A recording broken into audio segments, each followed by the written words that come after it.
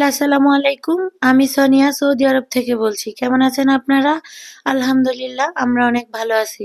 তো কাছে এবং দূরে দেশ এবং দেশের বাইরে বসে যে যেখান থেকে আমার ভিডিওটি দেখে থাকেন সবাইকে অসংখ্য ধন্যবাদ। আর এই তো প্রতিদিনের মতো আপনাদের মাঝে আজকে আরেকটি নতুন ভিডিও নিয়ে এসেছি। তো আজকে ভিডিওটি দেখে বুঝতেই পারছেন যে আমরা আজকে একটু ঘুরতে বেরিয়েছি। তো ঘুরতে বেরিয়েছি বলে আজকে একটু বাইরে খাওয়া দাওয়া করব। তো এই জন্য আজকে বাইরে বের হলাম। তো এখন সময় হচ্ছে রাত 11টা। তো ওর বাবার আজকে ডিউটি থেকে আসতে আসতে অনেক লেট হয়ে গিয়েছিল। তো এসে তারপর ফ্রেশ হলো, তারপর একটু টুকিটাকি খাওয়া দাওয়া করলো। তো খাওয়া দাওয়া করে তারপরে তো আমরা চলে আসলাম বাইরে। তো আমরা চলে আসলাম এই তো রোমাঞ্চিয়াতে। তো এটা হচ্ছে দাম্মাম রোমাঞ্চিয়া। তো এখানে আজকে আমরা এসেছি খেপসা খেতে।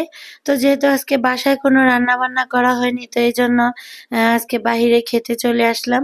আর আজকে বিশেষ করে শুক্রবার যেহেতু, আর অনেকদিন বাইরে তো বের হওয়া হয়নি, এই জন্য আর কি আমরা বাইরে খেতে আসলাম। তো এই তো আমরা রোমাঞ্চিয়া হোটেলে চলে আসলাম। আর এই তো এখানে আপনাদের ভাইয়া খাবার অর্ডার করতেছিল। তো আপনারা যারা এই মুহূর্তে আমার ভিডিওটি দেখছেন প্লিজ একটা লাইক দিয়ে দিবেন। আর আপনাদের একটা লাইক আমার ভিডিওটি অনেকের কাছে পৌঁছে দিতে সাহায্য করবে। আর যদি আমার ভিডিওর কোনো অংশ আপনাদের একটু হলেও ভালো লেগে থাকে প্লিজ চ্যানেলটি সাবস্ক্রাইব করে দিবেন।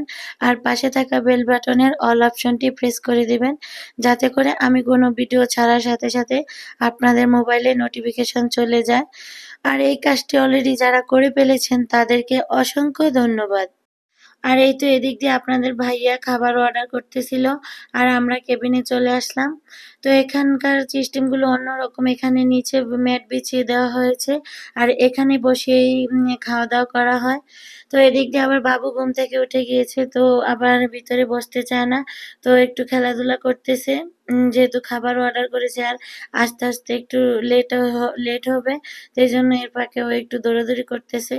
তো এখানে এসেছি আমার দেবর, তারপর হচ্ছে গিয়ে আপনাদের ভাইয়া আর আমার 2 মেয়ে, আর সাথে হচ্ছে গিয়ে আমি।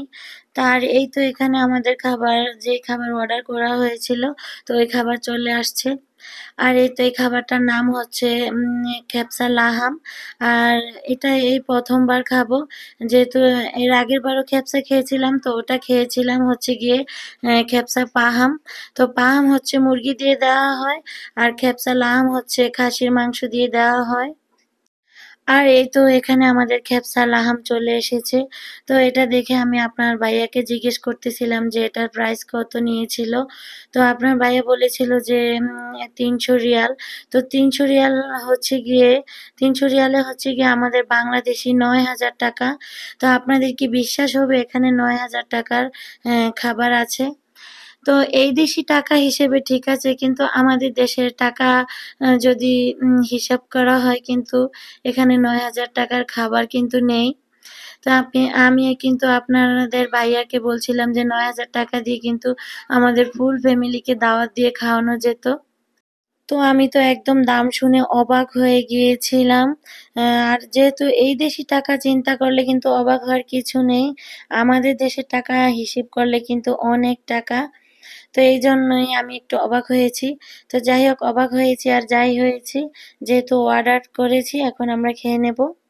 আর আমরা যদি খেপসা পাহাম খেতাম তাহলে মাত্র আমাদের 100 রিয়ালে খাওয়া হয়ে যেত, বাংলাদেশি 3,000 টাকায়। আর যেহেতু আমরা এখন খেপসা লাহাম অর্ডার করেছি, আর খাসির মাংস তো এমনিতেই দাম বেশি।